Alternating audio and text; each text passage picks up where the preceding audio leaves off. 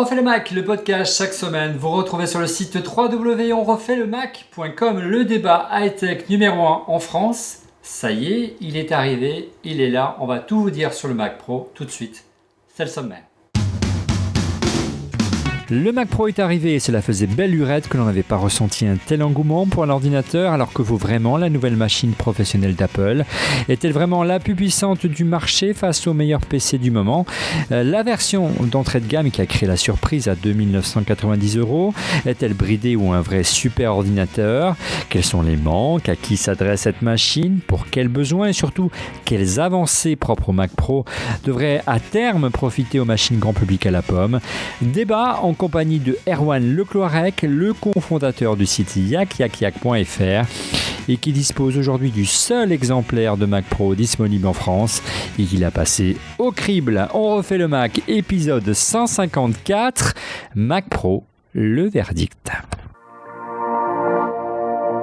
En Belgique, retrouvez On refait le Mac exclusivement sur Belgium iPhone à l'adresse belgium-iphone.lesoir.be, le premier site d'actualité iPhone iPad en Belgique. Et désormais, retrouvez On refait le Mac au Québec exclusivement sur le site de Mac Québec à l'adresse macquebec.com, la communauté d'utilisateurs de produits Apple au Québec.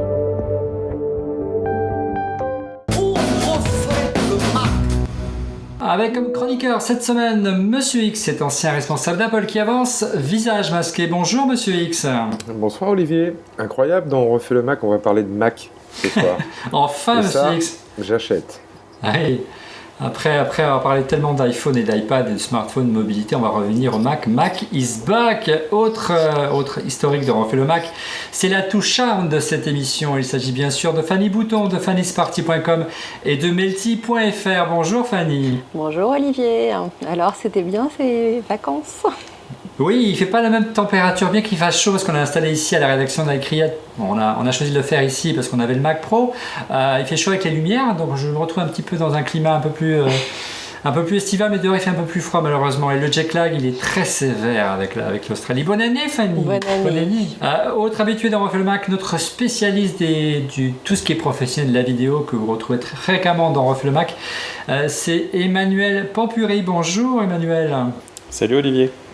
Alors Emmanuel, ta société s'appelle Les Machineurs, hein, c'est bien ça? C'est toujours ça. Et en deux mots, sa spécialité, c'est de fournir ces fameuses sources vidéo pour les cinémas, c'est ça? C'est ça, d'accompagner la production cinématographique de la prise de vue jusqu'au DCP sur toutes les phases techniques de la fabrication de l'image.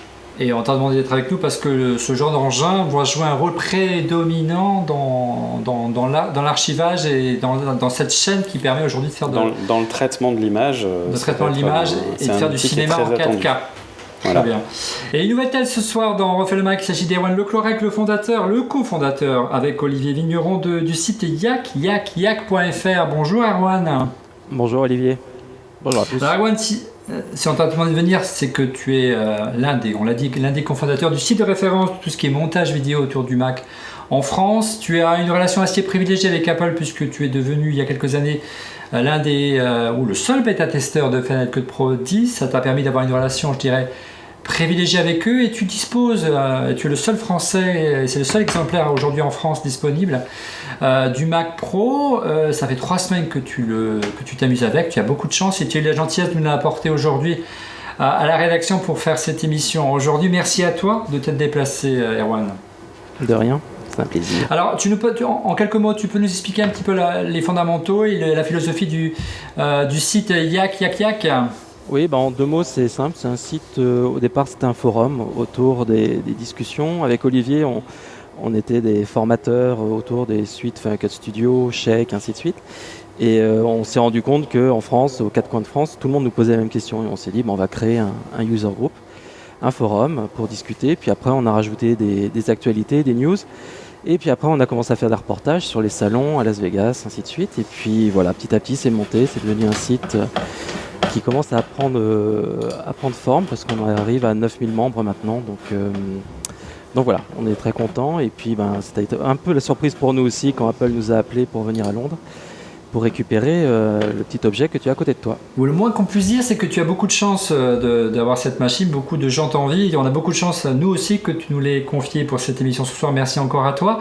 D'ailleurs, juste pour l'anecdote, ça n'a pas été simple, je crois, de quitter Londres avec cette machine. Non, tout à fait. La douane. Ouais, parce qu'on a pris l'Eurostar et je m'en doutais un petit peu, donc j'ai fait très attention à la tête du douanier qui regarde à travers les rayons X.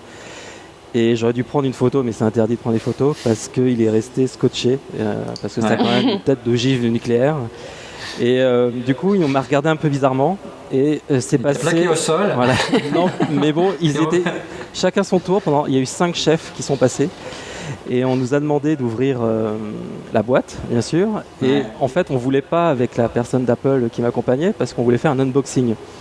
Et comme on avait notre train 10 minutes après, on a ouvert et on a été obligé de sortir la machine, ils l'ont testé au niveau des explosifs et puis voilà. Mais oui, ça a été un petit peu. A priori, la machine, le Mac Pro n'était pas piégé, c'est une bonne nouvelle. Alors, on va parler un petit peu des designs, c'est vrai, un petit peu hors norme de cette machine. Le premier réflexe, moi qui suis un vieux du Mac aujourd'hui, c'est qu'il me rappelle une autre machine, elle n'est pas très loin, elle est juste derrière moi, regardez. Elle nous rappelle celle-ci, le Cube, qui était là. Une machine iconique chez Apple. En termes de form factor, regardez, c'est très très proche, c'est exactement la même hauteur que le Mac Pro. On y est arrivé. Évidemment, ceci est arrondi, en forme d'un cylindre. Monsieur X, c'est quand même. On sait que cette machine, elle n'a pas super bien marché. Est-ce que c'est déjà des signes quand même qu'Apple prend un risque de s'aventurer dans ce style de form factor? Déjà, il y a 12 ans, lorsque le Cube est sorti, ça avait été un vrai échec. Bon, en vrai échec, ça dépend de quel point de vue tu te places. Je pense que c'est pas la même histoire. Bon, le Cube c'était une machine professionnelle, le nouveau Mac Pro c'est une machine professionnelle, mais je dirais que le nouveau Mac Pro c'est une machine vraiment que pour les pros. Là où le Cube à l'époque était une machine un peu hybride pour les pros certes, mais aussi pour les utilisateurs, on va dire, avancés qui avaient envie de se faire plaisir. Donc tu vois, le positionnement est déjà pas le même. Deuxième chose, et c'est ça qui est la cause principale de l'arrêt de la commercialisation du Cube, c'est qu'il avait des problèmes de qualité. Avec 2 problèmes de qualité forts, un problème de stabilité pour la version qui avait le processeur PowerPC de plus haute fréquence, qui n'était pas stable. Et puis un deuxième problème qui était le bouton d'allumage. Pour ceux qui se rappellent de ça sur le Cube, c'est un bouton qui permet d'allumer cette machine par effleurage. Et ce bouton était buggé sur beaucoup d'unités. Donc quand tu cumules quand même le prix qui était un peu rédhibitoire, sauf si tu étais vraiment un pro et que tu l'achètes pour ton entreprise, le problème de stabilité sur les modèles, je crois que c'était 450 MHz si ma mémoire est bonne. Oui, c'est l'équivalent d'un G4 de base à l'époque. Ouais. Et puis le problème du bouton d'allumage qui était vraiment très pénalisant parce que tu faisais pas attention, la machine pouvait s'éteindre pendant que tu étais en train de bosser, ça a fait un peu beaucoup. Et notamment le problème de stabilité à la fabrication avec les processeurs, Apple n'a jamais réussi à le résoudre ou a dû comprendre, à force d'investiguer le problème, qu'il n'aurait pas de moyen de le résoudre. Et donc Phil Schiller, le directeur du marketing, si ma mémoire est bonne, a annoncé qu'il préférait suspendre sa commercialisation plutôt que de continuer. Et puis ça a été les grandes soldes. On est en janvier, là ça tombe bien. Ça a été les grandes soldes. Ils ont vendu les dernières unités et on n'en a plus jamais entendu parler, sauf chez les femmes. Le truc qui change aussi énormément, si je peux me permettre, c'est qu'à l'époque on avait le choix entre le Power Mac ou le Cube. Le Tour et la machine compacte. Alors qu'aujourd'hui, il n'y a pas le choix. Le Mac Pro, c'est cet objet-là, et si on veut un outil pro chez Apple, c'est celui-là, quoi. Et au-delà, Erwan, c'est loin d'être une machine bridée, ce Mac Pro, bridée parce qu'elle était très compacte, le Power Mac, donc il fallait faire Cube, donc il fallait faire quelques compromis. C'est plus le cas aujourd'hui avec le Mac Pro. Non, clairement. Et puis, je vais encore faire des jaloux, mais on a pu tester un deuxième Mac Pro. Vendredi, on en avait les 2. Et donc, on avait la config à 4 cœurs aussi. Donc, la config de base. Et on a pu tester justement du montage, de l'ingestion de flux HD. Et c'est une machine, la config de base est vraiment surpuissante pour ceux qui font du montage HD. On ne parle pas de 4K, on ne parle pas, mais vraiment de la HD, ça marche très très bien.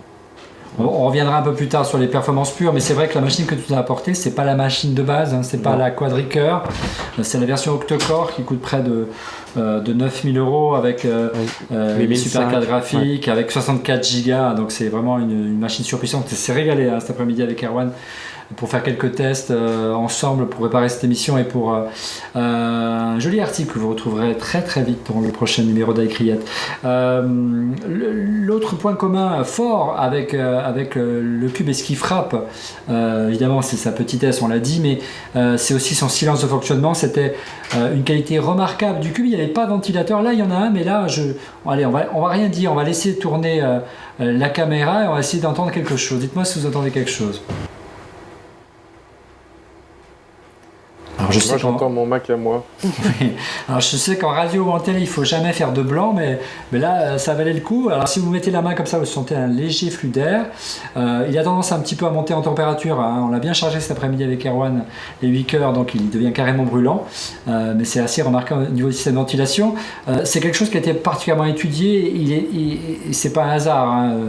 Erwan, ils ont vraiment optimisé la circulation de l'air et le positionnement des différents composants. Tu me montrais ça. Oui, donc c'est disposé, en fait, il y a donc globalement à l'intérieur, la grosse différence par rapport aux anciens et l'évolution, c'est qu'il y a 2 cartes graphiques à l'intérieur et c'est composé un petit peu comme ça en triangle. Donc il y a 2 cartes graphiques et puis le processeur qui est sur le troisième côté du triangle, et tous les processeurs sont à l'intérieur et donc l'air est aspiré par le dessous et expulsé par le dessus.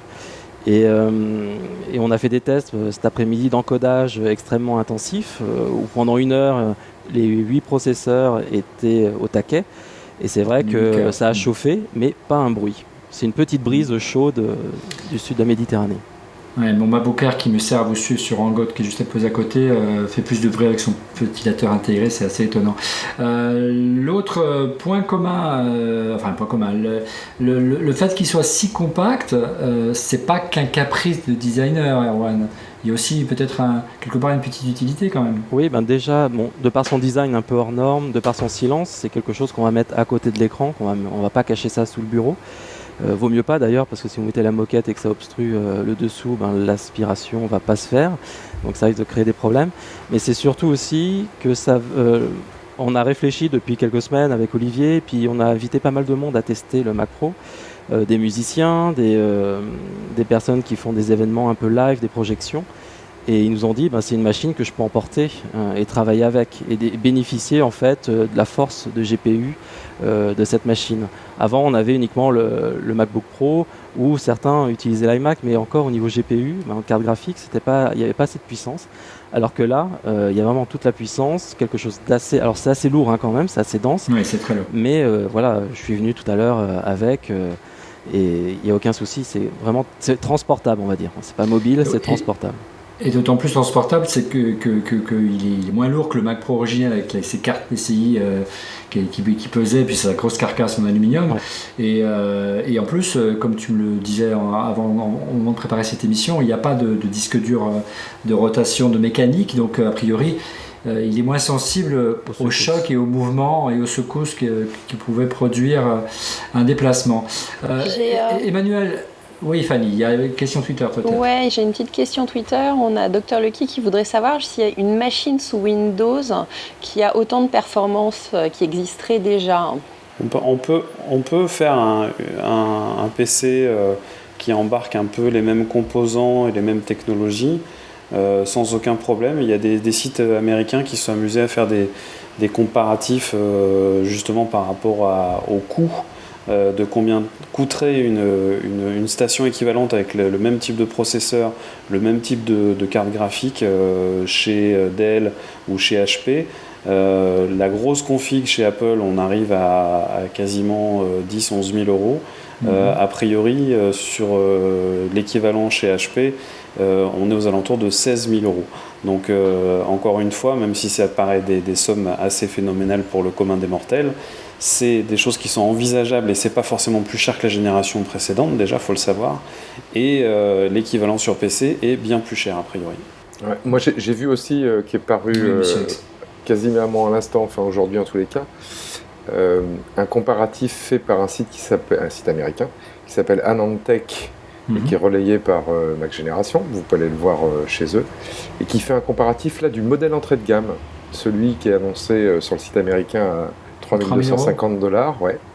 Et il est comparé, le Mac Pro entrée de gamme, à une station de travail HP, la Z420, et à une station de travail Lenovo, donc ex-IBM, qui est la ThinkStation S30. Et ce qui est intéressant dans ce comparatif de chez AnandTech, c'est que vraiment les trois modèles comparés, Apple, HP et Lenovo, ont énormément de composants en commun. Ce sont les mêmes CPU, vraiment la même mémoire, pas tout à fait le même type de disque dur, mais quasiment aussi les mêmes GPU, en tous les cas pour deux d'entre eux. Donc c'est assez vraiment comparable en termes de matériel et en termes de prix. Là aussi, la machine d'Apple, ça c'est la vraie bonne surprise, est la moins chère. Donc 3 250 pour la machine Apple. Chez HP, on est plutôt aux alentours de 3700, excusez-moi, je fais le calcul, 3700, 4400,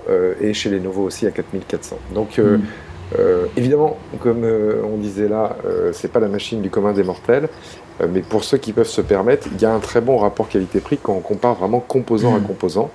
Maintenant, bon, moi je gage quand même que cette avance sur le prix, Apple va pas la conserver très longtemps, parce que bon, les gens comme HP et Lenovo, s'il y a une chose qu'ils savent faire, c'est aussi ajuster leur prix.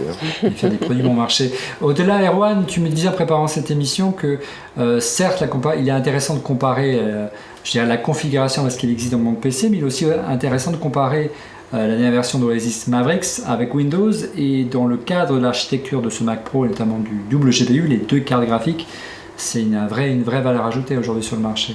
Oui, c'est-à-dire que y a deux choses, parce qu'on peut comparer tous les composants, et il y avait un article, j'ai un peu oublié où c'était, où il disait que le Mac Pro, c'est au-delà de la somme d'un CPU, d'un GPU et de tout le reste. C'est globalement une unité, et je voudrais juste revenir sur le degré de finition du Mac Pro, qui est juste incroyable. On a pris des photos cet après-midi. De l'intérieur, c'est vraiment comme un iPhone, où c'est on va pas dire un bijou, mais le degré de finition est ultime. Et Mavericks tire parti à 200%. C'est grâce à Mavericks qu'on va pouvoir tirer parti du double GPU, de la mémoire et des bus. Donc c'est vraiment ce que j'aime chez Apple, c'est lorsque le matériel et le logiciel font force, ce qui n'était pas trop le cas durant les dernières années, parce que même pour la sortie de Final Cut Pro 10, le logiciel était là, mais c'était clairement orienté GPU, on n'avait clairement pas les machines à l'époque, OpenCL, ainsi de suite. Et là on sent qu'il y a un alignement comme à chaque fois j'ai dit, un alignement des planètes, où on a les logiciels, l'OS, et maintenant on a le matériel enfin qui est disponible pour vraiment avoir quelque chose de très mature. Pour ceux qui ne sont pas forcément au fait, quand on parle GPU, on parle de cartes graphiques. OpenCL, c'est le nouveau standard de ces cartes graphiques qui sont gérées notamment par ce Mac Pro. Et en gros, pour résumer, à partir du moment où un logiciel tourne sur OS 10, il est optimisé et peut gérer les spécificités hardware de cette machine, à savoir le double GPU. Ce qui n'est pas forcément le cas dans le monde Windows, c'est bien ça. Après, dans le monde Windows, il y a NVIDIA, qui est pour l'instant exclu du Mac Pro, mais on ne sait jamais dans le futur. C'est des cartes. Parce que ici c'est AMD.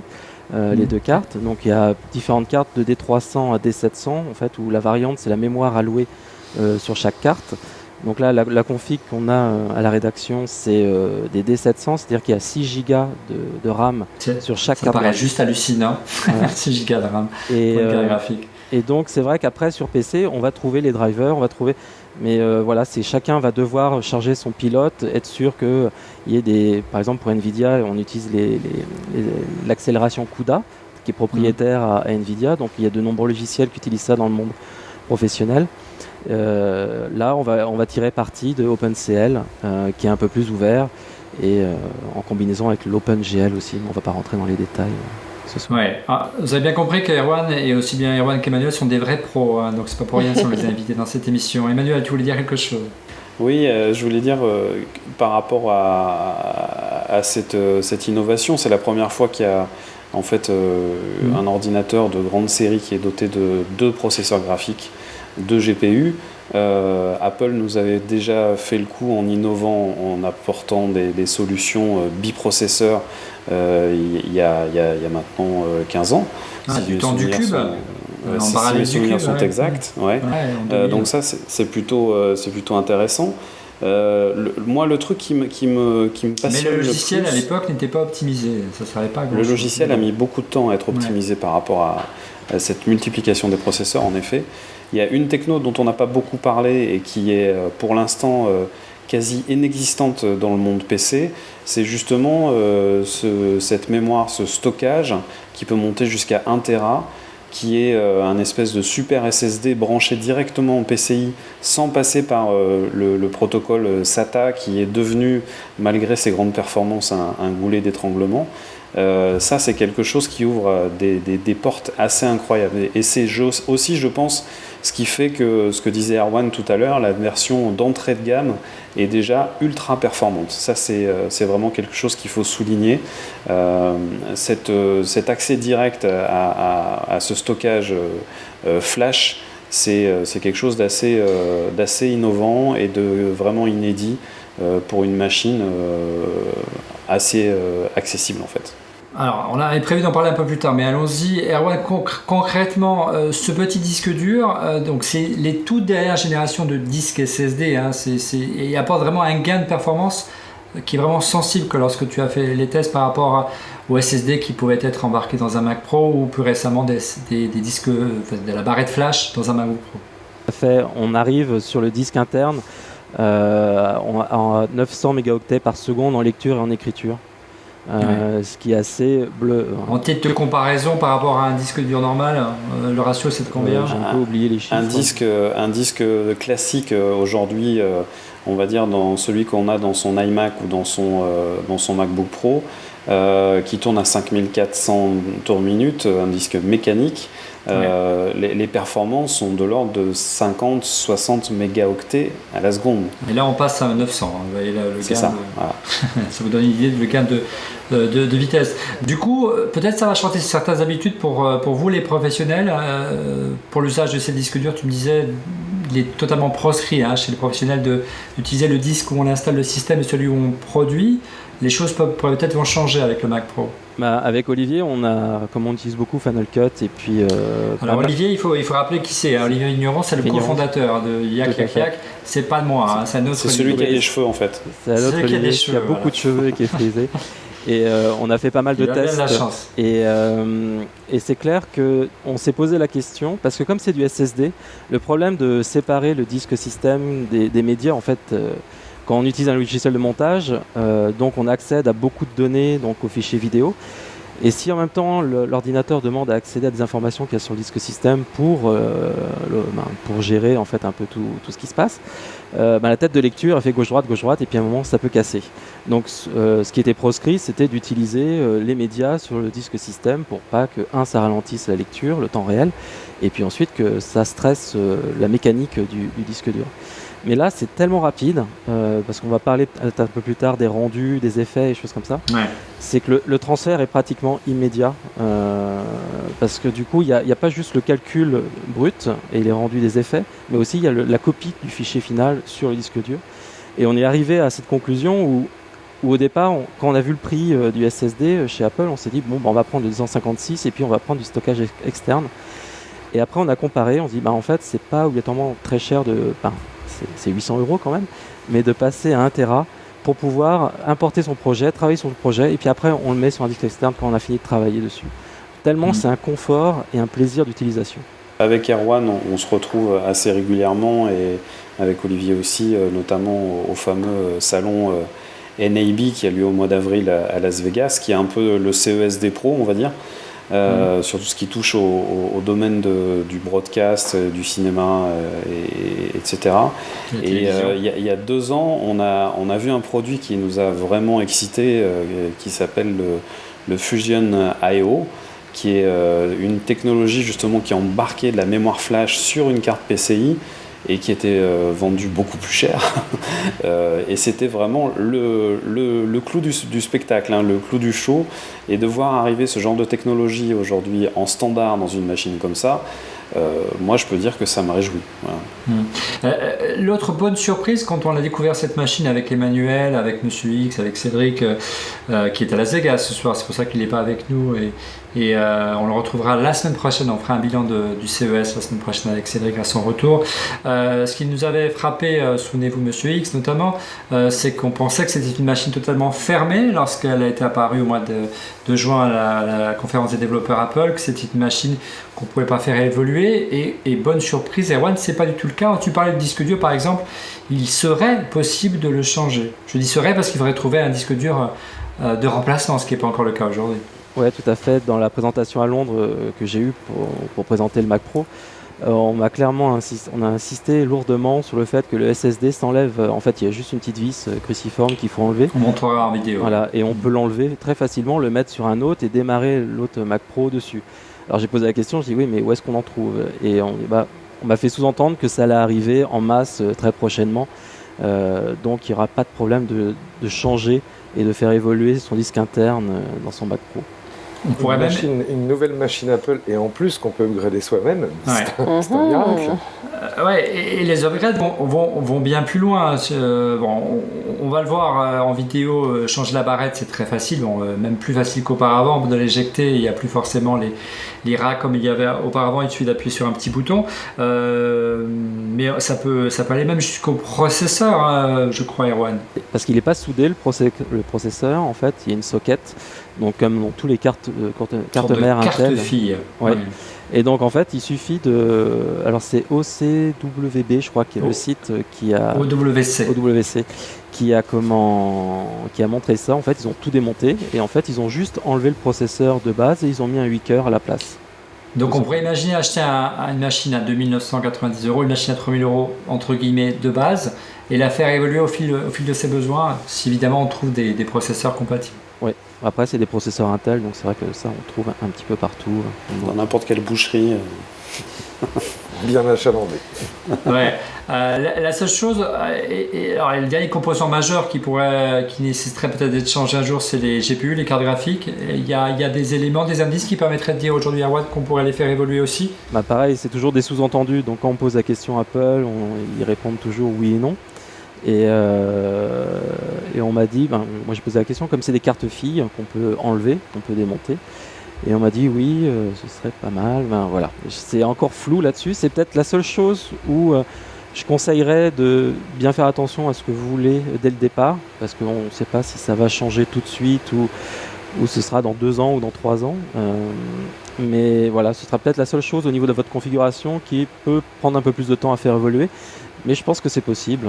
Faut juste qu'il y ait des cartes à ce format-là, parce que c'est un format un peu particulier. Ouais. Mais globalement, oui, pratiquement tout est upgradable dans ce Mac Pro. Donc c'est ça qui est la grosse surprise aussi. Tu disais, Monsieur X, il y a un instant, c'est une vraie surprise chez Apple depuis le Power Mac G4. Donc il y a eu le Power Mac G5, il y a eu les Mac Pro Aluminium et puis toutes les gammes d'iMac qu'on a pu connaître depuis. Il était quasiment impossible de faire évoluer les composants stratégiques aussi majeurs que le processeur. C'était proscrit chez Apple. Ouais, c'était proscrit. Alors bon, c'est pas proscrit par obscurantisme. Ce qu'il y a derrière le fait que les machines Apple ne sont pas upgradables comme on dit, c'est que ça assure une qualité d'ensemble pérenne, et puis on sait que dans le monde du PC en général qui englobe le Mac, beaucoup des problèmes viennent des fois des composants qu'on rajoute qui permettent de booster ces configurations, qui font marcher les cartes mères un peu à la limite de ce qu'elles savent faire, de la limite de leur spécification, puis à force de mettre de la nitroglycérine dans le moteur, il y a un moment ça pète quoi. Donc c'est le jeu sur PC. Mais la partie plus embêtante de ce jeu de mettre à jour ces machines, c'est qu'elles deviennent instables et puis après on appelle le constructeur initial et ça coûte en support, ça coûte en développement de l'OS pour supporter tous ces nouveaux composants, et ça c'est à l'encontre de ce que veut faire Apple, des machines qui sont simples à utiliser. Donc on l'a vu à l'extrême chez Apple, l'extrême étant cette machine dont vous vous souvenez peut-être qui s'appelait le eMac avec un E, qui était une espèce d'iMac pour l'éducation, qui avait la forme d'un nez d'avion, d'un nez de Boeing ou d'un nez d'Airbus. Qui pesait 30 kilos. Absolument, qui était aussi fermé qu'une boîte de conserve. Et c'était assez intelligent. Même les vis étaient spécifiques pour que les élèves en classe les retirent pas. Donc c'était c'est la grande spécificité d'Apple de sortir des nouvelles vis à chaque fois qu'il y a une nouvelle machine. Il y a un business des tournevis de fou. Le problème de ça, c'est effectivement quand on est pro, on peut estimer savoir ce qu'on fait, faire un investissement avec une grosse configuration et vouloir non pas faire n'importe quoi, mais la faire évoluer pour accompagner en fait sa puissance avec ses usages, parce qu'on a une nouvelle caméra, parce que on a des nouveaux besoins. Et on est arrivé à un tel point qu'on pouvait plus le faire. On pouvait plus le faire chez Apple. Donc c'est plutôt un signe très positif. On a été trompés tous ensemble au départ parce que on était trop focalisés sur le design du cube une fois de plus. Ouais, c'est vrai. Et là, sur le cube, du coup, là, effectivement, on ne pouvait rien faire du tout. Moi, j'ai modifié mon cube en utilisant des pas à pas de chez iFixit et une Dremel pour faire de la place dans le châssis et le modifier pour mettre une nouvelle carte graphique. Donc, c'est une excellente nouvelle. Et c'est pas une révolution chez Apple. Apple savait le faire. C'est juste que je pense qu'ils ont de nouveau écouté leurs utilisateurs pro. Et c'est ça qui fait doublement plaisir. Oui, pour la petite histoire, le cube qui posait à côté de moi, je salue l'ami Lionel de Magvito qui me l'avait upgradé, qui m'avait mis une grosse puce dessus. Et il a carburé pendant des années, il fonctionne encore très bien. Comme quoi, il était possible de faire évoluer, mais c'est vrai que c'était pas forcément évident. Revers de la médaille de cette compacité de cette machine très ramassée, très petite, et ça risque de faire peur aux professionnels. Il n'y a plus de port d'extension, ces ports PCI Express pour brancher des cartes graphiques supplémentaires, bien qu'il soit déjà bien doté, il n'en a pas forcément besoin, mais des cartes d'acquisition, des cartes réseau plus performantes, les gens passent. Est-ce que tu crois que là, Erwan, Apple prend un vrai risque et il va falloir convaincre les professionnels qui ont ces habitudes de faire évoluer leur machine avec des cartes d'extension? Là, c'est plus possible sur le Mac Pro. Alors, je reprendrai ce que tu as dit. En fait, il n'y a plus de bus d'extension interne à la machine. Par contre, il y a 6 ports Thunderbolt 2 qui sont disponibles. C'est-à-dire que c'est le Thunderbolt, c'est du PCI Express à 20 gigabits par seconde. Et ça permet de connecter des boîtiers d'extension dessus. Alors beaucoup disent, derrière ça va faire un poireau de plein de fils, ainsi de suite.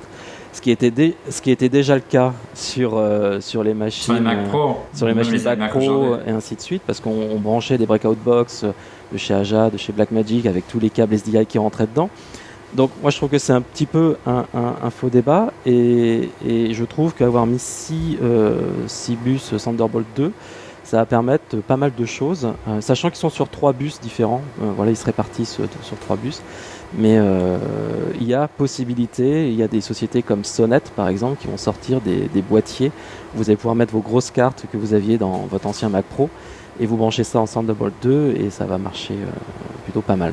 Oui, mais c'est vrai que c'est quand même un petit peu dommage de, même si tu peux effectivement avec des boîtiers externes le faire évoluer et offrir les mêmes possibilités d'évolution et d'acquisition qu'une tour, de ternir un petit peu ce magnifique design. Mais c'est vrai qu'il y a quelques câbles qui sont ici branchés, mais on ne les voit pas forcément, et ça reste relativement discret. Puis on adore lorsqu'on bouge la machine derrière, le petit détail qui tue des designers d'Apple, le souci des ingénieurs également, le système rétroéclairé des ports, rien qu'à ça fait l'effet waouh, et on a un petit frisson, comme quoi il ne suffit pas grand chose pour faire plaisir à un geek des fois. Justement, comme c'est Raphaël Seb qui voudrait savoir pourquoi il n'y a pas d'écran 4K Apple alors que ce Mac est destiné à la vidéo et que les autres fabricants ont déjà le leur. Alors Erwan, aujourd'hui effectivement il n'y a pas d'écran Apple, ça reste l'écran 27 pouces qui est à côté de moi, qui est un écran qui a plusieurs années maintenant chez Apple. Qu'est-ce que tu utilises et quelles sont tes impressions concernant l'avenir des écrans, des moniteurs chez Apple? Alors moi, pour le test avec le Mac Pro, j'ai eu la chance de connaître un vendeur très sympathique dans le sud de la France qui, je l'ai appelé, il m'a fait livrer directement en Bretagne. Il mérite qu'on lui fasse un peu de pub. Ouais, c'est monsieur Jean-Philippe Mariani d'Atreide, et qui m'a envoyé juste avant Noël un moniteur 4K. C'est pas un petit revendeur, hein. Non, c'est pas un petit revendeur. Mais c'est vrai d'être un revendeur de quartier, mais bon, passons. Donc j'ai eu un moniteur 32 pouces 4K de chez Dell, sachant que la présentation que j'ai eue à Londres par Apple, c'était des moniteurs Sharp et que mettent en avant les moniteurs Sharp. Donc je sais que Mister X avait parlé de ça dernièrement. Absolument. La semaine dernière. Voilà. C'est bien, tu as regardé l'émission, tu as bien préparé, c'est bien. Prenez-en de la graine, Monsieur X et Fanny. Et donc, alors après la question c'est... Cédric, hein. La question c'est est-ce que Apple sortira un moniteur Pro 4K?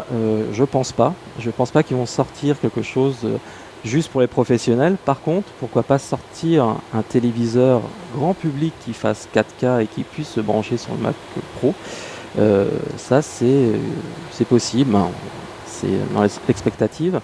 Le seul petit point négatif par rapport au Mac Pro actuellement, c'est le port HDMI, j'avais oublié de préciser, qui est en 1.4 et qui n'est pas un port HDMI 2.0.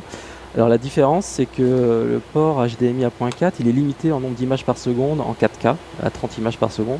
Et donc il faudrait passer à la norme 2.0 pour avoir des fréquences d'image un peu plus supérieures. Alors, je vais traduire pour mes parents qui sont les seuls à regarder ce podcast et qui ne comprennent rien au Mac Pro. Donc là, une spécificité de ce Mac Pro, c'est qu'il gère plus que la HD, il gère la Super HD, la 4K. C'est combien de fois la Ultra HD, c'est 4 fois la résolution. Vous mettez dans un écran 4 résolutions HD dedans, 4 écrans. HD. Voilà qui est parlant. En gros, en HD, on a 2 millions de pixels et en 4K, on a 8 millions de pixels. 8 millions de pixels. Et donc ce que gère très bien les sorties, je ne peux pas vous les montrer parce que je débranche le câble Thunderbolt, il n'y aura plus d'image sur le moniteur, mais ce que gère très bien le Thunderbolt, la sortie vidéo et connecteur de stockage d'Apple et d'Intel. Par contre, là j'ai mis donc pour avoir vraiment le nombre d'images par seconde pointu comme tu aimerais, il faudrait faire évoluer donc le port HDMI, c'est ça, Erwan. D'après ce que j'ai lu, ce serait possible uniquement par une mise à jour firmware. Il n'y aurait pas de choses matérielles à modifier. Donc ça, c'est plutôt une bonne nouvelle. Voilà, c'est une bonne nouvelle. La norme HDMI 2.0 est a priori pas totalement finalisée. C'est pour ça qu'il y a encore beaucoup de constructeurs qui attendent pour passer le pas. Et je pense aussi que c'est la raison pour laquelle les écrans 4K Apple ne sont toujours pas sortis. C'est que tant que cette norme n'est pas encore finalisée, il y a beaucoup de constructeurs qui préfèrent ne pas y aller parce que ça risque d'être un petit peu le bazar pour faire mettre à jour justement les firmware de ces ports HDMI. Monsieur X, on en parlait la semaine dernière, parmi les possibles sorties, Tim Cook l'a rappelé encore en fin d'année dernière, il y aura des nouveautés cette année, on devrait avoir, on espère tous dans l'expectative, on est tous impatients de voir ça, on voit Apple arriver sur de nouveaux marchés. Vous vous souvenez de l'émission avec Pascal Cagny, pour lui la prochaine grande famille de nouveaux produits chez Apple, c'est la télé. C'est intéressant ce qu'a dit Erwan, pourquoi pas une télé 4K effectivement. Oui, on avait fait à peu près le même constat qu'Erwan au numéro précédent en découvrant, enfin on l'avait vu en fait en regardant les configurations Mac Pro, effectivement Apple vendait un écran de chez Sharp en option comme écran 4K avec les configurations Mac Pro, et on sait, parce qu'on a beaucoup discuté de ce produit fantasmé pour l'instant que serait une télé Apple, qu'Apple a beaucoup de liens de constructeurs à fournisseurs avec Sharp, notamment autour des techno-écrans. Donc on le savait, Sharp est prêt, et Apple vend un premier produit 4K chez Sharp, qui est cet écran qui va avec les Mac Pro. De là à ce qu'avec la même techno, ils fassent une télé, il n'y a qu'un pas à franchir, mais c'est ce qu'on avait dit aussi, c'est une investigation pour Cédric, ça. On espère qu'éventuellement il aura trouvé des indices au CES. J'espère que la semaine prochaine, il pourra apporter quelques réponses. Une petite question de Twitter avant de passer aux performances. Oui, justement, toujours sur les écrans. Du coup, il y a Tommy iOS qui voudrait savoir justement quel serait le prix moyen d'un écran adapté au Mac Pro. On a déjà des écrans 4K, donc on a déjà des demandes de réponse, Emmanuel ou Erwan. Alors, les prix vont dégringoler assez vite, puisqu'il y a des constructeurs chinois qui ont été repris par la marque Polaroid, qui vont sortir très très prochainement des écrans 4K à $1000. Donc, quand tu parles d'écran, c'est de télé ou de moniteur dont tu parles ? Je parle de moniteur pour l'instant. Moniteur, d'accord. Le moniteur Sharp que propose Apple, c'est 4 000 €. C'est 4 000 €. Les prix sont très très variables. Les moniteurs d'étalonnage tels qu'on est censé de les utiliser pour faire donc les finitions et la calibration de la couleur sur les films, par contre, ont des prix totalement ahurissants. Disproportionnés. Aujourd'hui, le 32 pouces de chez Canon, qui est un petit bijou, coûte à peu près dans les 32 000 € hors taxe pour un 32 pouces. 32 000 €. Ça, c'est la norme, hein. C'est 1 000 € le pouce. Voilà. Il y a un moniteur qui va être très très bon chez Panasonic aussi, qui va être un tout petit peu plus grand, aux alentours de 25 000 €. Et chez Sony, c'est à peu près pareil. Ouais. Et par rapport au Dell, Erwan, on est dans quelle fourchette de prix aujourd'hui ? Alors le 32 pouces, je crois de mémoire, c'est 2 600 €. Et ils en ont un 27 pouces qui est beaucoup moins cher, aux alentours de 2 500 €. Après, il y a un truc qu'il faut savoir qui est quand même très très important, c'est que la densité des points, des pixels sur des surfaces inférieures à 50 pouces, a priori, à moins d'avoir le nez collé contre les écrans, on ne voit pas vraiment la différence entre de la HD et du 4K. Ça, c'est un débat qui reste ouvert. Mais le vrai intérêt du 4K, c'est quand même de pouvoir faire des grandes images. Ouais. Alors Monsieur X, ça a été son caprice de Noël, hein. Il s'est payé une télé 4K. Alors vous voyez la différence, surtout que oui, c'est gros caprice. Surtout qu'il faut trouver des sources, hein, également pour les alimenter. Alors chez les pros comme Erwan ou Emmanuel, il n'y a pas de problème puisqu'ils montent en 4K, hein, ils montent pour le cinéma ou la télé de demain. Mais est-ce que vous voyez une vraie différence aujourd'hui entre votre ancienne et votre télé, entre la Full HD d'autrefois d'aujourd'hui et la 4K de demain, et pour les chanceux comme vous d'aujourd'hui aussi? Alors je rappelle quand même, ce qui renforce certainement la stupidité de mon achat, hein. Donc, mes critères de choix pour cette télé ont été, je la trouve belle cette télé, 2, les enceintes. Non mais une fois de plus, allez voir le test sur le site Les Numériques de cette télé 4K et Sony. Ils sont on embrasse Florence. Dithyrambiques sur le son. Ils ont dit enfin une télé où on n'a pas besoin d'une barre de son, on peut même éventuellement se passer d'un système. C'est un coup de Tristan, c'est moche. Voilà, un ampli externe. Un coup de Tristan. Voilà, et moi c'est ce que je cherchais, parce que je cherchais de la simplicité, à me débarrasser de tout mon système audio 5.1 qui m'encombrait. L'image, Monsieur X. Oui, mais et que mes filles et ma femme n'arrivaient pas à faire fonctionner correctement. Donc l'esthétique, le son, la simplicité d'utilisation. Et l'image. Et puis le 4K. Bon, quand même. T'as pas changé ta femme? Non. Ça revient moins cher. Non, ça, c'est un projet impossible. Alors, sur ces critères-là, je suis vachement... On va changer de sujet, monsieur X, on y va. Je finis sur l'image quand même. Ouais, vas-y. Alors, peut-être que vous allez... Elle rentre pas dans la cuisine, monsieur X, ça va, tu peux parler, là. Non, ça m'entend quand même. Je ne paie rien pour attendre. Non, c'est qui parle la culotte, ouais. Au niveau de l'image, mais on m'a dit que c'était pas vrai. Sony livre en cadeau une dizaine de films, de blockbusters, type toute la trilogie de Spider-Man, en Blu-ray, dit remasterisé 4K. Ouais, mais et la marmotte, le papier d'alu, le chocolat.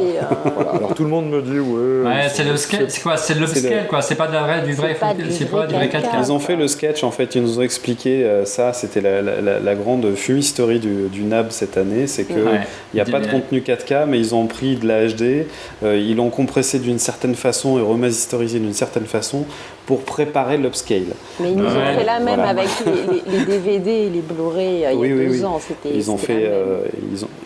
Ce qui permettra de ressortir la version Full HD et la racheter. Voilà, donc même ces Blu-ray qui donnent ne sont pas vraiment 4K, donc on n'a pas vraiment de source 4K pour le tester, sauf ce qu'on voit éventuellement en démonstration. Maintenant, en termes de qualité d'image, là maintenant avec les flux HD que je reçois chez moi, sur lequel la télé applique systématiquement un upscale, puisqu'elle applique systématiquement un upscale, quelle que soit la source, votre set-top box ou votre lecteur de DVD ou de Blu-ray. Alors bon, moi je suis pas un spécialiste et puis je porte des lunettes, mais au moins sur les sources HD... et il est daltonien aussi, mais extrêmement agréable. Maintenant, ça vient peut-être pas de la capacité 4K de la télé, tant que du fait qu'elle a un excellent contraste, aussi voire meilleur qu'un plasma de mon point de vue. Voilà. Bon, c'est un peu un caprice aujourd'hui. Oui. Ce qu'on sait, c'est que, notamment chez les opérateurs qui distribuent des flux HD, sont en préparation, alors peut-être pas des flux 4K tout de suite, mais des flux qu'on appelle 1,5K ou des flux 2K, qui sont un peu plus denses et dont ces télés devraient pouvoir tirer parti. Mais très sincèrement, cet achat, c'est encore un pari. C'est un pari sur le 4K et c'est aussi un pari sur le HDMI, on en a parlé, puisque cette télé Sony fait partie des télés sur lesquelles il y a un point d'interrogation en termes de mise à jour dans le HDMI. Ce qu'on appelle encore une prédiction foireuse de Monsieur X. C'est un grand classique de cette émission. Moi, je suis déçue, sa télé n'est pas incurvée. Elle est plate. Elle n'est pas courbe.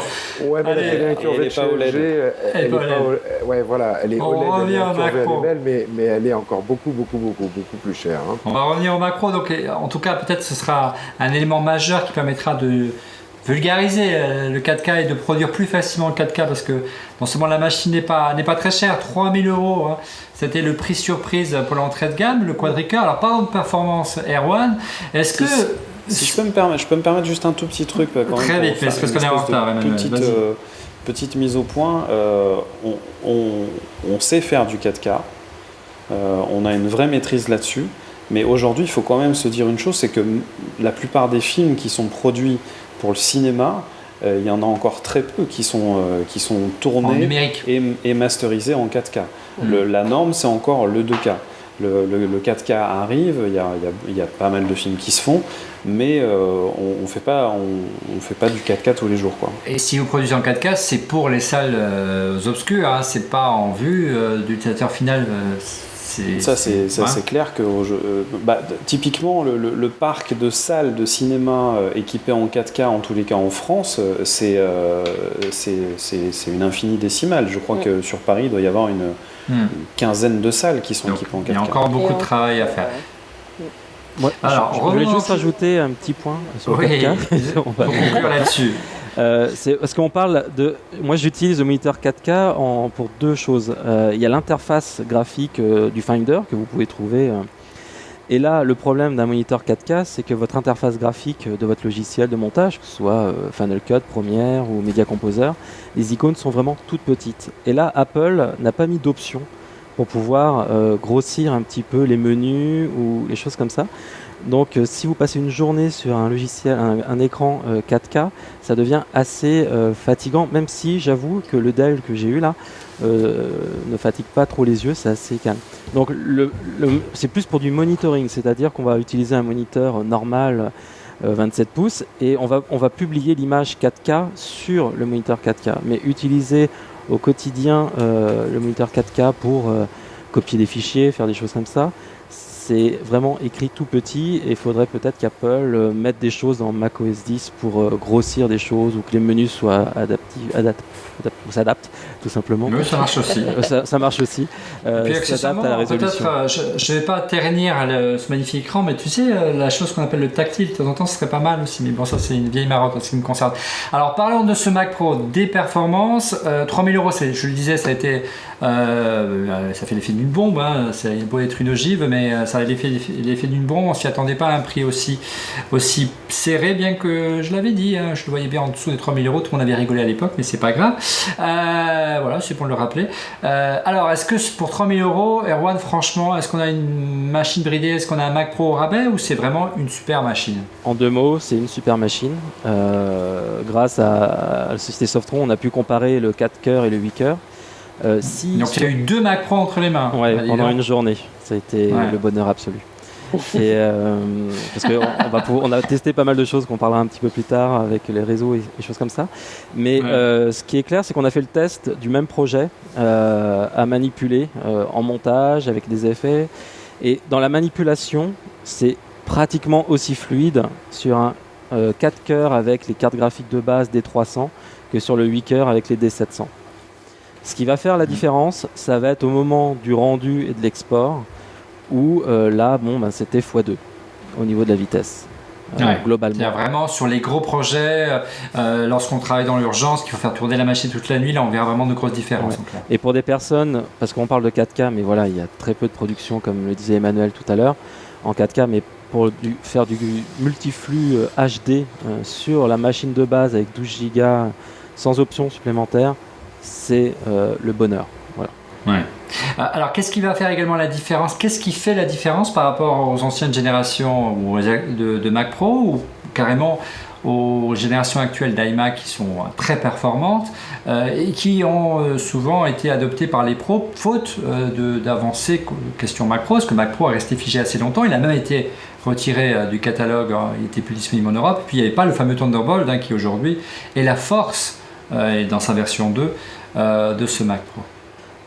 La chose, c'est qu'entre un iMac hyper boosté, donc la plus grosse configuration, et le Mac Pro de base, l'iMac va être moins cher de 200-300 €, sachant qu'avec l'iMac, vous avez un écran, un clavier, une souris.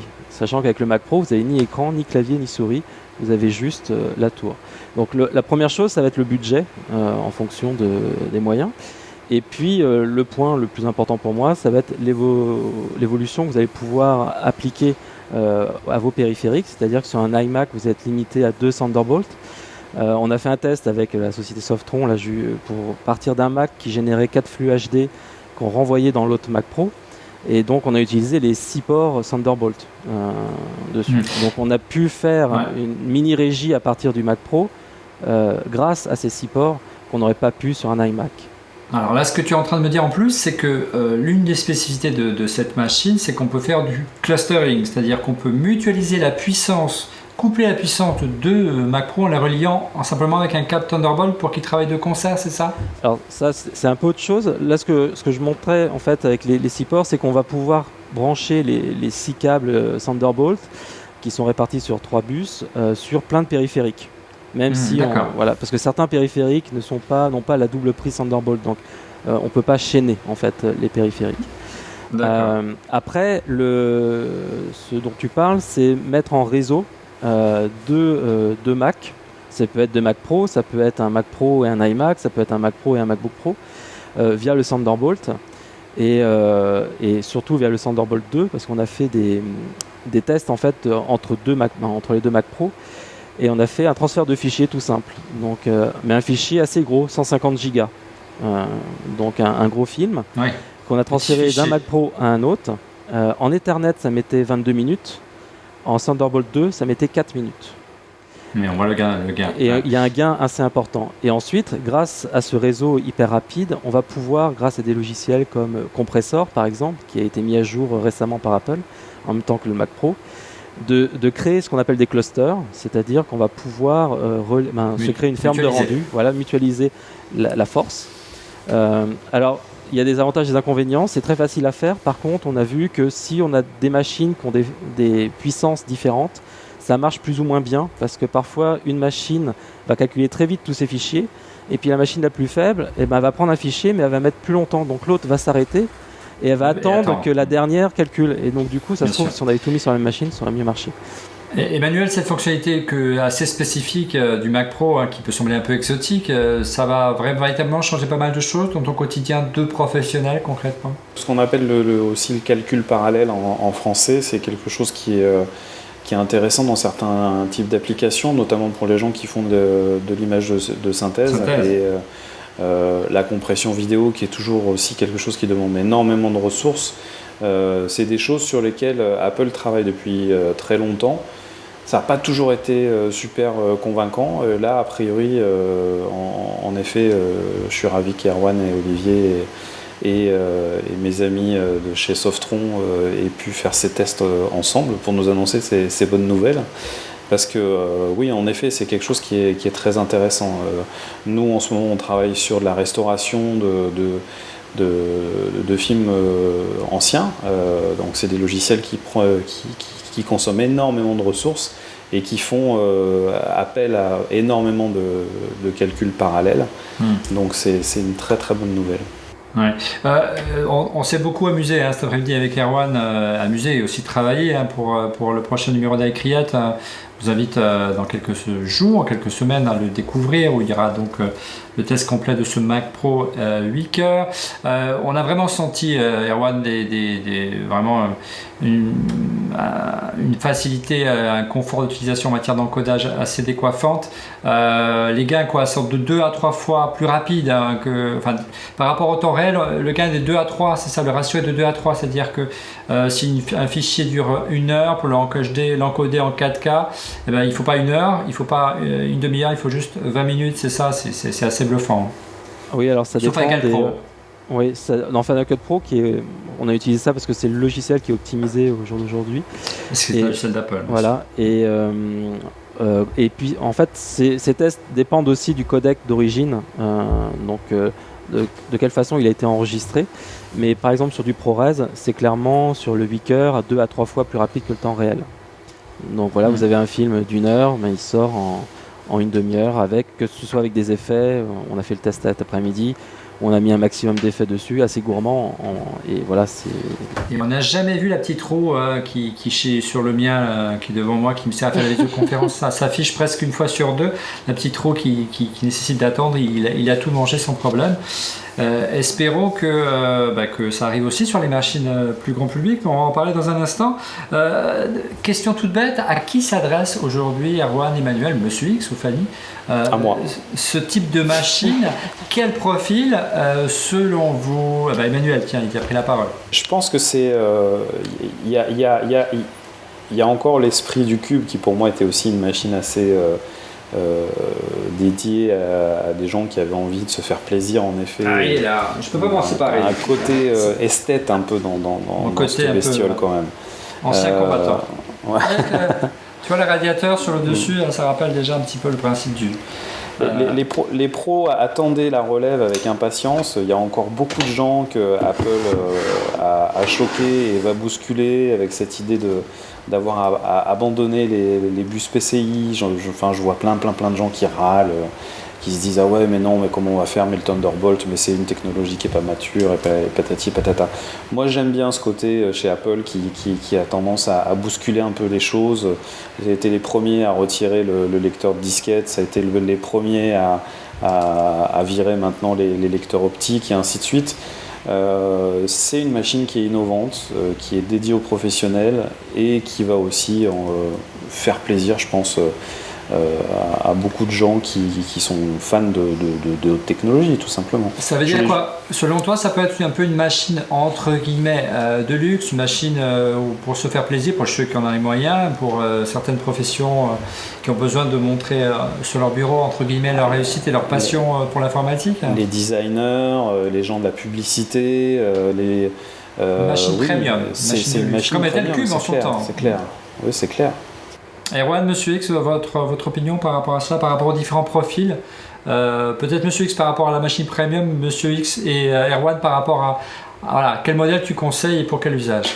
Moi je ne crois pas qu'il y ait cet effet machine premium qu'il y avait sur le cube.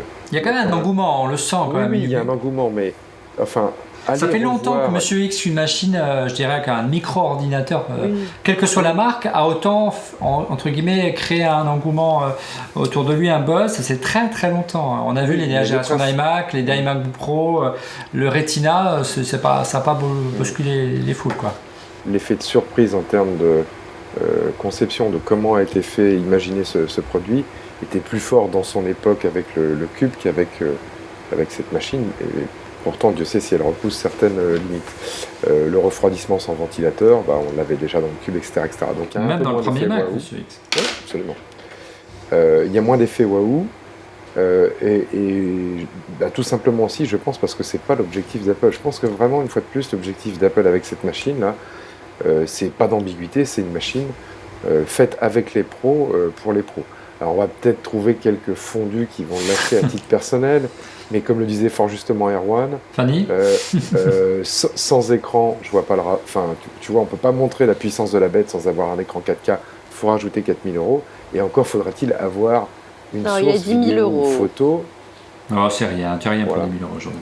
Qui permettent, de montrer la classe de la machine. Donc non, machine premium, j'y crois pas. Vraiment une machine pour les pros, et c'est bien comme ça.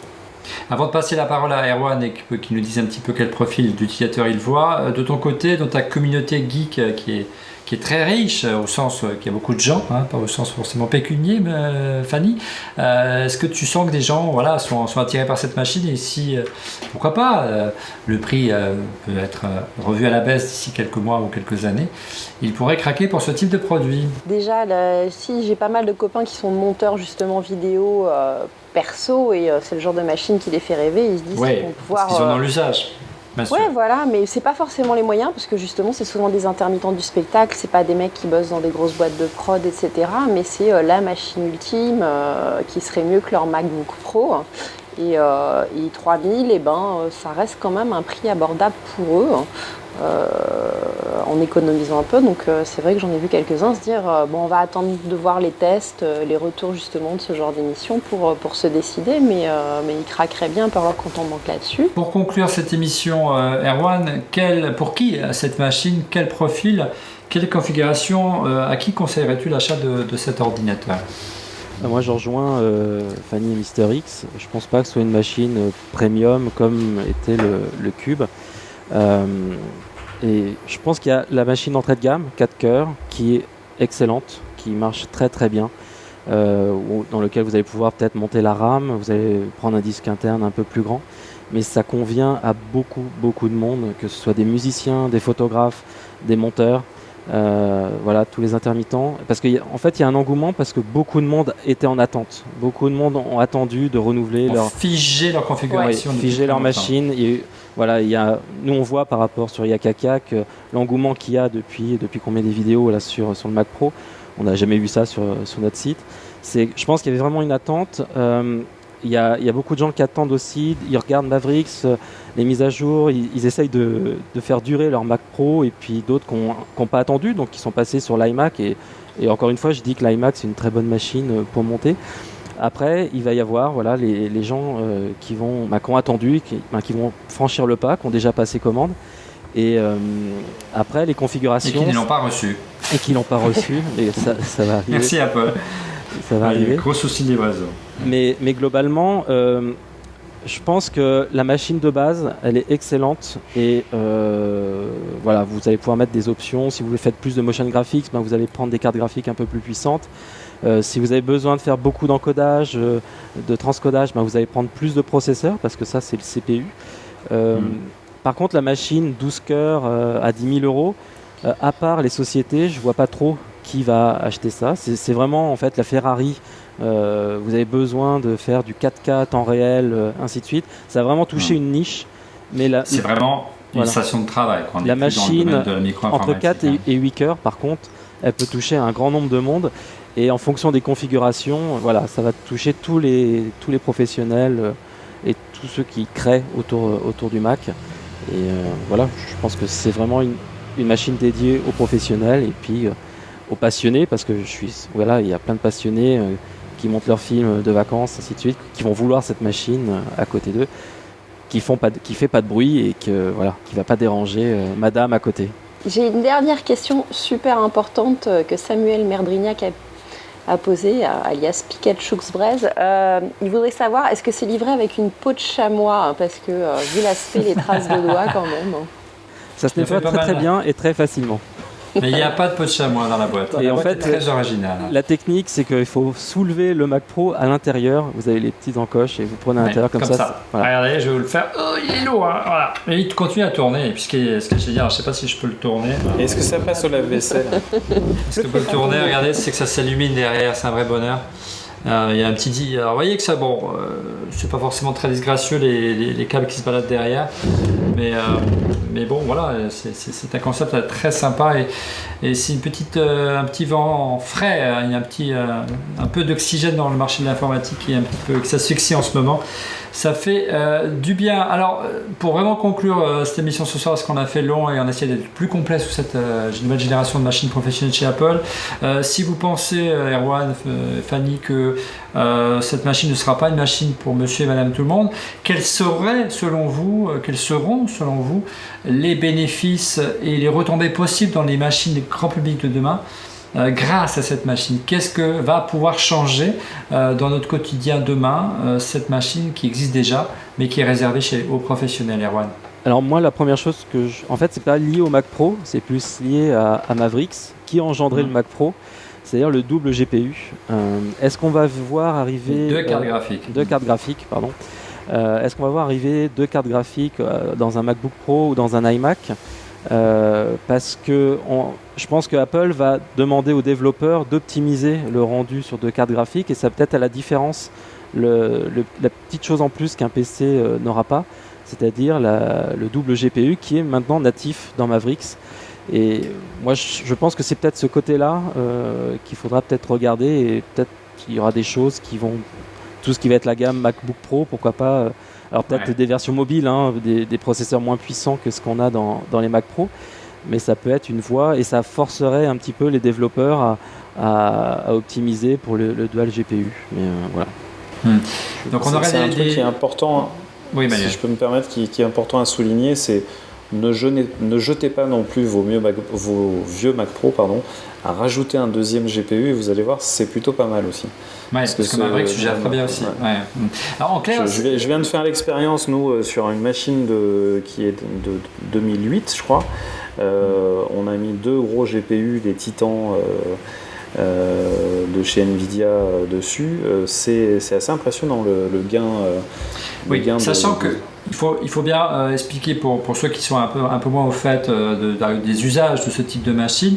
Lorsqu'on parle de GPU, c'est pas uniquement dédié à l'affichage en temps réel sur l'écran d'un ordinateur, mais ça sert aussi à accroître la performance intrinsèque de la machine, puisqu'elle décharge le processeur principal de certaines tâches, et notamment les tâches d'encodage.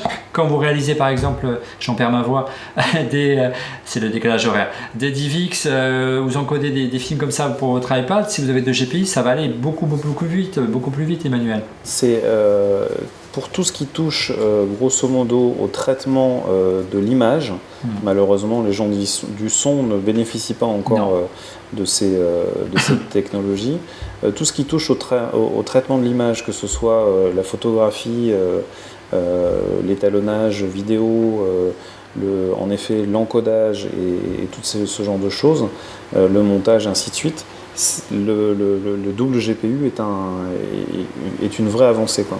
Il y a un musicien qui est venu ce matin, Igor, et on a avec Logic 10, et justement j'ai posé la question par rapport au GPU, et lui il était très content du double GPU parce que tout ce qui est musique, en fait, il y a ce qu'on appelle les waveforms, les formes d'ondes qui s'affichent, et c'était très lent dans le Logic 10, et donc là on a testé justement, et là l'affichage était pratiquement instantané. Donc lui il était très content du double GPU par rapport à ça, et puis aussi par rapport, il travaille beaucoup pour le cinéma, donc on demande l'affichage à côté pour du sous-titrage ou pour justement créer de la musique en fonction de l'image, et donc voilà, il y a de l'utilisation quand même un petit peu pour le GPU, mais c'est vrai, pas autant que pour le montage et les effets qu'on va rajouter, ou l'étalonnage. Et tu me disais en préparant cette émission cet après-midi qu'il a essayé de multiplier un nombre de pistes incalculable pour saturer cette machine 8 heures, et il n'y est pas parvenu. Si, on y est parvenu, mais au bout de 2 heures en fait. On a mis, j'ai plus les chiffres en tête, mais c'est 1900 instruments, 56 plugins, 40 effets par piste, c'était 48 pistes, et c'était un projet qui n'aura jamais lieu. Mais... cette machine est puissante, et au-delà, elle devrait avoir une chose qui est importante pour les professionnels, une durée de vie, donc une rentabilité qui est importante. Pour conclure, Monsieur X, donc cette perspective, par exemple, de voir arriver de cette architecture à double carte graphique, ça vous parle pour du grand public, et ça peut être intéressant pour Monsieur et Madame tout le monde? Non, mais je suis pas le plus affûté là-dessus. Par contre, je pense que cette machine, en termes d'usage, peut être la machine idéale sur un usage dont on parle beaucoup déjà depuis quelques mois, qui est la modélisation 3D, qui est même vers le grand public et puis les indépendants en train de se démocratiser. Pourquoi ? Parce qu'au bout de la chaîne, il y a les fameuses imprimantes 3D, qui elles aussi en termes d'usage sont en train d'exploser. Et donc on peut s'imaginer avoir un Mac Pro, une imprimante 3D dont le prix commence à se démocratiser. Et il paraît qu'il y a des modèles qui sont tout à fait acceptables à 1500 € maintenant, un logiciel de modeling 3D. Et là, on a la machine de rêve, plus uniquement pour monter son film vidéo, mais pour se faire ses produits, pour se faire son lab de fabrication de produits à soi. Et avant de pouvoir imprimer sur l'imprimante 3D, il faut apprendre à se servir du logiciel, mais il faut surtout une grosse bécane pour faire les calculs en 3D, ou une relativement grosse bécane. Donc ça peut peut-être aider à cet usage, ou être adopté par les gens qui sont fans de ces nouveaux usages, donc de l'impression 3D. Il y a peut-être une niche là, toute trouvée pour cette machine. Merci Fanny, merci Monsieur X, merci Erwan, merci Emmanuel. Je vous l'ai dit, on a essayé d'être le plus complet possible pour vous présenter cette remarquable machine. Ça faisait longtemps qu'on attendait les nouveautés côté Mac, c'est enfin arrivé chez Apple, on s'en réjouit. Je vous propose à présent qu'on passe au coup de cœur. Allez, on est en retard ce soir, on commence les coups de cœur tout de suite par Monsieur X. Alors Olivier, ce soir, moi j'ai 2 coups de cœur. Bon, un coup de cœur qui est bien dans le thème de la soirée, qui est vraiment un truc que seul Apple fait ou a envie de faire, mais ils y prennent tellement de plaisir, qui est en fait la vidéo de fabrication du Mac Pro. Vous pouvez aller la voir sur le site d'Apple, rien que regarder... Elle est de toute beauté, Monsieur X. Ouais, la vidéo et l'assemblage du Mac Pro, ça a beau être la fabrication d'une machine, c'est tourné d'une telle manière que vous restez scotché à votre écran, et ça fait aussi partie de la magie de ce produit. Allez voir cette vidéo, elle est superbe. Et puis mon deuxième coup de cœur, c'est une application, alors qui a tout son sens sur iPad, qui est éditée par France Télévisions, qui est sortie juste avant Noël, et qui est une nouvelle version de Pierre et le Loup. Voilà, interactive, l'histoire racontée par François Morel. Moi c'est simple, je l'ai téléchargé, je l'ai mis entre les mains de mes filles, et puis à un moment j'étais obligé de reprendre l'iPad et de dire maintenant il faut aller se coucher. Donc il va falloir investir, Monsieur France Télévisions, ça coûte 3,59 € ou 49 si ma mémoire est bonne, mais pour votre iPad ça les vaut largement. L'interaction est géniale, c'est éducatif, ludique et surtout très très beau. Merci Monsieur X. Fanny, de ton côté, quel est ton coup de cœur ce soir? Alors ça c'est un coup de cœur que j'avais gardé depuis un petit moment, mais que je trouve pas mal, c'est le filtre Gold Haute Sécurité 3M pour les MacBook Pro. Donc c'est un filtre de confidentialité. J'ai encore vu des tweets cette semaine de gens qui prennent le train et qui en ont marre, qu'on regarde par-dessus leur épaule ce qu'ils sont en train de faire, et des fois il y a des dossiers un peu confidentiels, ou des photos de la copine qui arrive et tout, et donc voilà. Et ça permet vraiment... Les sextapes, tout ça, quoi. tu vois pas de quoi je parle. Bon, voilà, ils ont fait une belle protection d'écran qui est dorée, et comme Gold is Best depuis un certain temps. Bah ouais, cher Rodrigo. C'est bien joué, voilà. Et donc c'est ça a des reflets rouges à doré, c'est assez joli. Et donc ça a 30% en plus de confidentialité que les autres filtres classiques. C'est-à-dire qu'on ne voit pas si on est situé sur le côté, on ne voit que si on est de face à l'écran. Exactement, donc vous pouvez le voir là sur les photos, et c'est vraiment pas mal. Alors c'est un petit peu cher, c'est 75 €, c'est 3M qui fait ça, vous savez, les inventeurs du post-it entre autres, mais voilà. Et mon deuxième coup de cœur, c'est au CES, je vais damer le pion à Cédric comme il n'est pas là. Comme ça, je me le prends pour moi, celui-là, de l'avance, voilà. C'est les 2 petites nouveautés de chez Parrot. C'est 2 jouets, plutôt. C'est le nouveau mini-drone et le petit Jumbo, qui sont 2 jouets télécommandables via iPhone et iPad. Et je sens qu'on va vraiment s'amuser cet été avec ça, parce que ça a l'air de fonctionner fabuleusement bien. Et vous pouvez voir là sur la vidéo que c'est très très rigolo. Je pense que mes fils vont me harceler pour les avoir. C'est moche ce que tu fais à Cédric, Fanny, alors qu'il est en train de bosser à fond avec Driss, Alexandre Benoît, etc. Il a plein de belles nouveautés à présenter la semaine prochaine. Il y a quand même pas mal de choses qui se sont passées cette semaine sur le CES. Et je suis sûre qu'il va nous reparler de Mother, de Rafi, avec amour. Et je suis sûr qu'il ne bosse pas 24/24 non plus. Non, je pense qu'il est encore allé voir un super spectacle d'Elitiche avec lui. Voilà. Je signale qu'il est marié, mais passons. Erwan, quel est ton coup de cœur? Il aime bien les comédies musicales, Cédric. Rien à voir. C'est pas toi, Olivier. Erwan, je sais bien. Erwan, quel est ton coup de cœur ce soir? Moi, j'en ai 3, 2 petits et un gros. Je vais faire très rapide. Comme Monsieur X, il y a une vidéo, moi, que j'ai beaucoup aimée pendant les vacances de Noël. C'est la vidéo de l'iPhone, où on voit un adolescent qui arrive chez ses grands-parents pour Noël. Donc, on a l'impression que ça le gave un peu, toujours avec son iPhone et le nez dans son iPhone. Et puis au final, le matin de Noël, en fait, il arrive, bien sûr, le grand-père a un Apple TV, et il envoie en AirPlay le film qu'il a fait pendant... Le monde merveilleux d'Apple. La famille idéale. La famille idéale, exactement. Et il envoie le petit film via AirPlay. Et en fait, c'était juste expliquer que voilà, avec un iPhone, on a maintenant il y a 5 ans, c'était des photos où on mettait une petite musique douce. Maintenant, on a une image HD, ça enregistre à 120 images par seconde. Et la personne qui aime les images comme moi, je trouve ça juste fabuleux d'avoir ça dans la main. Autre petit point. Mais il est un peu fleur bleue, Erwan. Ouais. En plus, j'ai regardé en boucle cette vidéo. Je trouvais que c'était bien. Ça montrait vraiment que les ados, même s'ils ont le nez dans leur téléphone, ils font finalement pas que s'isoler. Bien au contraire, ils voient des choses que les. Oui, on peut être créatif et pas être justement jouer tout le temps et voilà. Allez, on enchaîne. Bien ces pauvres jeunes. J'avais un coup de cœur, mais je sais que tu vas me le prendre, Olivier, donc je vais juste teaser un petit peu sur l'ACI au CES. Ils ont présenté pas mal de choses, dont un de tes coups de cœur. Et moi, il y a le Fuel. Voilà, c'est fait. Non. Et moi, c'est l'autre, c'est le Fuel qu'ils ont présenté, qui est un disque dur d'1 Tera qui permet de créer un réseau Wi-Fi via son iPad pour stocker et lire directement. Parce que moi, j'ai l'iPad 1. Je suis un peu rétro là-dessus. Il y a un Mac Pro et un iPad 1, mais c'est bon. Alors, voilà. J'hésite j'attendais l'iPad mini Retina pour les vacances, ainsi de suite. Non, prends ça. Ça, c'est très bien. Et le Fuel. Je n'hésite pas, le R, c'est ce qu'il faut prendre. Voilà. C'est trop grand. Non, c'est pas trop grand. Oui, je t'assure. Je te le passe là, tu verras. Voilà. Allez. Donc le Fuel de l'ACI à voir sur le site, c'est pas encore disponible, mais ça va bientôt arriver, c'est génial. Et c'est un peu comme le GoFlex de Seagate qui est maintenant la maison mère de. Voilà, je l'ai vu et testé en vrai, c'est vrai qu'il est très bien. Et mon gros coup de cœur, c'est pour un Français, un développeur de plugins sur After Effects, sur Motion et sur Final Cut Pro.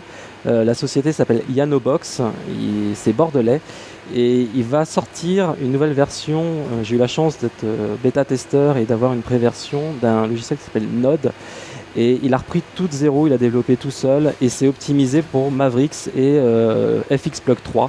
Et ça a des performances de folie. Et sur le Mac Pro, c'est un outil, c'est un plugin en fait qui est créatif. C'est pas juste vous mettez des filtres et puis voilà, ça fait ce que ça doit faire. C'est que vous pouvez vraiment créer à partir de ce plugin. Ça s'appelle Nodes 2.0 et la société c'est Yanobox. Allez voir, ça va sortir tout fin janvier, début février et voilà. Jean-Marc Noël, la personne, le développeur. La personne. Merci Erwan. Emmanuel, ton coup de cœur. Mon coup de cœur, mais qu'est-ce que c'est ? Un truc qui fait des images. Alors, c'est une association assez rigolote. Ah oui. Ce petit micro de chez Rode, qui est un constructeur australien, qui est le premier micro pour les DSLR qui a la particularité de ne pas avoir de pile. Parce que tous ces genres de micros en général et qui tombent en panne au pire moment. Voilà, et donc celui-là il a un son qui est plutôt pas mauvais, il est pas trop cher, il coûte dans les 100 €. Et voilà, le design est sympa, ça marche plutôt bien. Ce boîtier signé Sony est une pure merveille. Ça fait longtemps que j'ai pas dit du bien de produits de chez Sony. Et donc il y a 3 émissions, t'as dit. Si, ouais, voilà. Ouais, mais ça fait 2-3 fois en effet, pardon. Et c'est le grand retour de Sony pour moi en ce moment, donc je trouve ça assez excitant. Alpha 7 R, c'est 2 boîtiers avec un capteur. On dirait qu'il est gold. C'est Javan ou c'est moi ? Non, il n'est pas gold. En fait, j'ai mis une optique assez vintage, qui est une optique Carl Zeiss des années 90, qui était montée sur des Contax via une bague que j'ai trouvée à Hong Kong, qui est un truc assez incroyable. C'est un furieux, Emmanuel. Je vous le dis, c'est un furieux. Ça s'appelle Deotech et ça permet de monter des vieilles optiques Contax en conservant l'autofocus via un petit moteur intégré. C'est un truc assez incroyable. Voilà, et le dernier truc, coup de cœur, on n'en a pas parlé et c'est un produit que je trouve absolument très novateur et génial. Ça s'appelle The Touch. C'est développé par un Français et un Anglais, Vincent Zorzi et je ne me rappelle plus de son compagnon, qui ont décidé d'utiliser les surfaces tactiles des iPads et des trackpads Apple pour créer des gestures de pilotage des applications dédiées à l'image comme Final Cut Pro 10, comme iPhoto et comme Lightroom. C'est très très novateur. Ils sont partis du postulat de départ qu'on passait plus de temps à regarder ce qu'on faisait avec notre souris ou notre clavier pour traiter nos images qu'à regarder les images à proprement parler. Et ils essayent de recréer un espèce de lien un peu plus tactile, sensuel, en tous les cas, dans le traitement en effet de ces images. Ça s'appelle The Touch. C'est assez incroyable, c'est pas très cher. Ça vaut vraiment le coup, ça nécessite un apprentissage. Il faut y aller, ça vaut vraiment le coup. Voilà. Il y a une très belle interview sur yakyak.fr de toute l'équipe de développement. Allez voir ça sur yakyak.fr. Et puis accessoirement, peut-être pour simplifier les usages du tactile, un petit écran tactile de temps en temps, ça peut servir, même si on peut continuer à utiliser sa souris. On n'oblige pas Apple à être que tactile, mais ce serait assez logique. Alors le Mac Pro, on en a beaucoup parlé ce soir. Les spécificités, ce sont ces 1, 2, 3, 4, 5, 6 port Thunderbolt 2. Il faut brancher le Thunderbolt 2, mais il n'y en a pas sur le marché. Oui, ben ça arrive enfin du côté des US, du côté du français. Là, si avec la nouvelle génération du Little Big Disc, le premier disque dur Thunderbolt 2 du marché. En plus, ils l'ont fait noir pour s'harmoniser. Noir.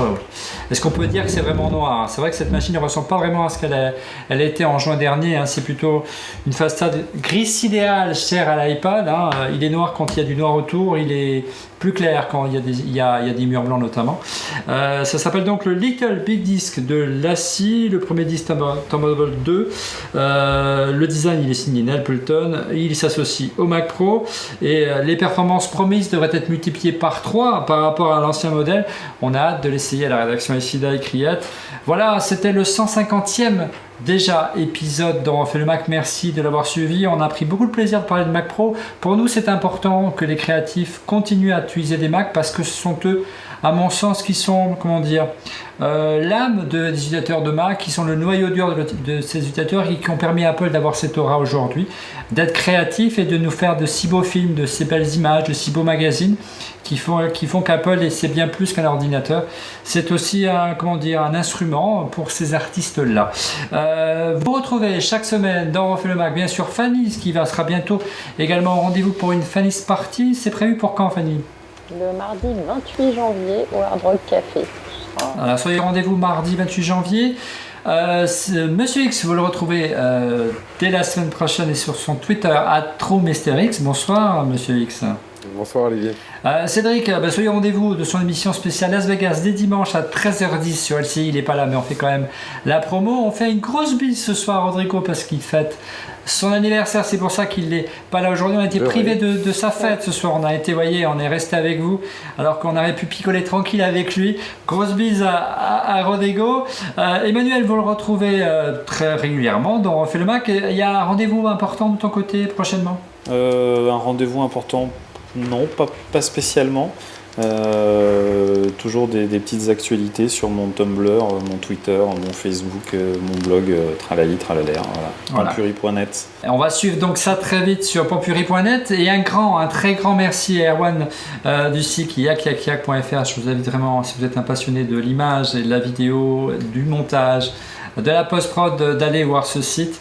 Nous avons apporté cette belle machine, tu vas avoir essayé un petit peu s'amuser avec, un petit peu avant sa sortie et sa disponibilité pour la presse par Apple. Merci à toi Erwan, tu reviens quand tu veux. Merci beaucoup, c'était très sympa. Et voilà, à très bientôt.